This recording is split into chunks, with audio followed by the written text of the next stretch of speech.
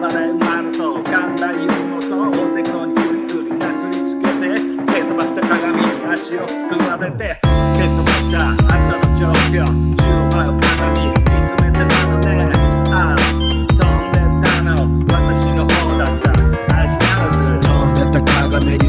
た俺、見送る俺を見るその目、なんだか哀れと言いたげその目、うっせーだまれ、皮肉った我、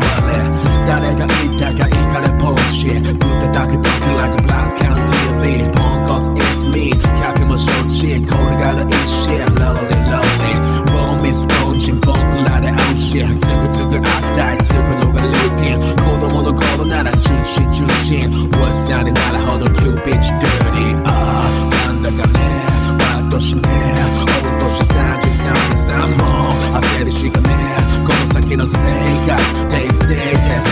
クソはクソクソなりのメンタリティ、絞り出しシットペンでメタギリ、まるで罠に実行を覚えたアニメを置いた後は優しくなれるよ、じゃあ次は若めさんでお願いします。 Don't make you bad dick man、しょっぱいねでめよくない片っ端から叩いてこうか、揺らして動かしてみようか、半端ならちょうどいい動かしてみよう、中身空っぽならどっかに置いとけばよいと思ってんだ、過去に溺れてんなら見なきゃいいだけの話だからね、中身からとcold to go、